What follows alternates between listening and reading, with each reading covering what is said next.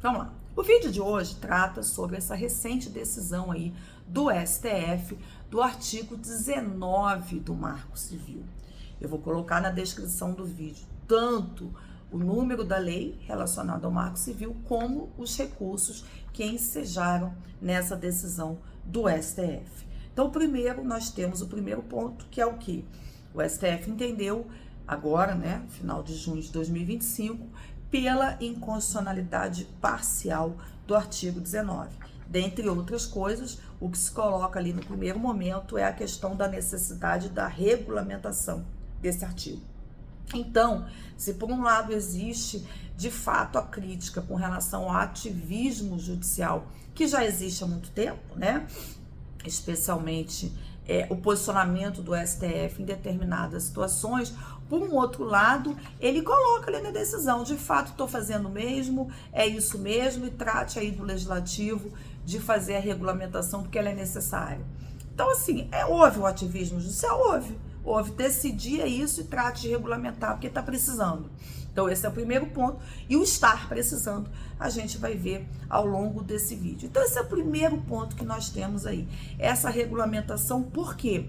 Porque precisa estabelecer, primeiro, a extensão, a espécie e extensão da responsabilidade dessas empresas, big techs, plataformas, enfim, o nome que se queira dar aí a todas essas empresas que atuam na internet, especialmente em redes sociais, aplicativos de mensagem, né? Então precisa estabelecer, primeiro, que responsabilidade dessa é objetiva? Ou ela depende de culpa, dolo, desídio, ela precisa de outros critérios para que uma empresa dessas seja responsabilizada junto com alguém que colocou um post ou disseminou uma mensagem? Primeiro ponto. Segundo ponto, quais são os limites de atuação dessas empresas para chegar nessa responsabilidade? Então hoje a coisa está muito vaga, por quê? Porque a decisão foi pela necessidade de regulamentação. Agora o legislativo tem que fazer a sua parte regulamentando essa decisão. Então esse é o primeiro ponto que nós temos aqui. A questão da necessidade da regulamentação versus o ativismo judicial. O segundo ponto, essa decisão do STF, ela mudou o sistema que nós temos no Brasil. Até então, o sistema era baseado em quê? Num sistema próximo ao americano, onde era necessário uma ordem judicial para se retirar um post, proibir uma mensagem, bloquear um usuário. Então era esse o primeiro ponto. A partir dessa decisão, a gente passou a ter um sistema híbrido mais próximo do europeu. Por quê? Porque hoje não é somente uma ordem judicial. Uma empresa dessas, ela pode ter que tomar uma atitude em razão de uma notificação extrajudicial ou mesmo ela tomar essa atitude. É um sistema que exige a proatividade de uma empresa dessas. Ela tem que ter a obrigação, a responsabilidade de verificar os conteúdos, acompanhar os conteúdos e ali tomar as suas medidas independentes de notificação ou ordem judicial. Ah, mas é em qualquer caso? Não. Houve uma definição na decisão com relação a isso. Então, antes de eu falar dessas situações específicas, a crítica vem justamente por conta dessa falta de limite, dessa falta de regulamentação de como essas empresas têm que agir. Naturalmente, essa decisão exige que essas empresas instituam um compliance, se elas já não têm. Porque, por exemplo, a plataforma do YouTube que nós estamos, ela já tem um certo procedimento de analisar os vídeos, verificar determinadas palavras que são colocadas ali, né? Se está havendo a prática de algum crime tido como grave, incitação a algum tipo de violência, ela vai lá e proíbe, corta, enfim, notifica, a pessoa pode ser expulsa da plataforma, certo? Mas nem todas são assim. Nós sabemos que determinadas plataformas, sem citar o nome aqui, a situação ela é livre, ela é restrita, né? Temos ali todas as espécies de violências, a venda de qualquer objeto, lícito ou ilícito, não existe um limite. E essas empresas elas não acompanham, elas não fiscalizam e elas também não são responsabilizadas. Daí a ideia original dessa decisão, dessa análise do artigo 19. Ok? Então a gente tem assim esse ponto com relação a essa proatividade e a necessidade de realmente instituir um sistema de compliance, até porque em determinadas situações tem que colocar ali um procedimento, um processo, chamar ali a parte, ver exatamente o que está acontecendo, quando é uma coisa óbvia, né? Então esse é o outro ponto que nós temos. Ah, mas quais são os conteúdos? Pela decisão, nós temos ali fake news, situações aí de incitação à violência, terrorismo, contra minorias, mulheres, crianças, coisas muito óbvias, né? Que já se espera de que realmente uma plataforma não permita esse tipo de conteúdo. O problema gerado pelos debates é que junto com isso veio a questão do conteúdo antidemocrático.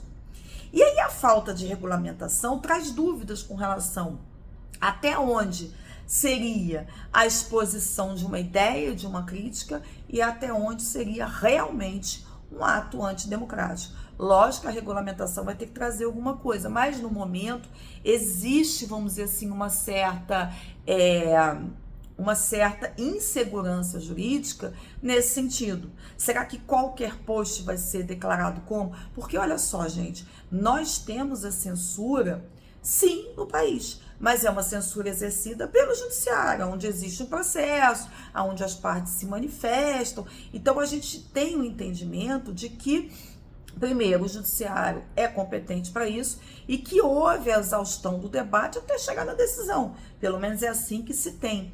No âmbito privado, a censura privada ela não é muito bem vista. Por que a censura privada não é muito bem vista? Porque ela pode sofrer interferências corporativas, políticas, e aí você, então, acabaria com a possibilidade de quê? De liberdade de expressão, de colocação de ideias e do debate. Então, isso é um questionamento que está sendo colocado, que naturalmente uma regulamentação deve trazer algo nesse sentido. Enquanto ela não vem, a preocupação é de que talvez essas empresas criem esse sistema de censura privada e gerem também uma insegurança jurídica.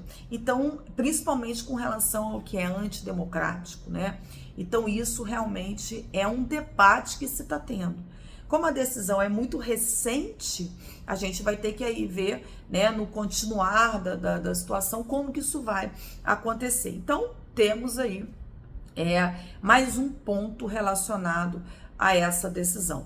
Outro ponto relacionado a essa decisão seria a fuga de investimento, de capital. Por quê? Porque talvez muitas plataformas, vendo ali a extensão do problema, resolveriam sair do Brasil. Não acredito nisso, é uma opinião particular minha. Por quê?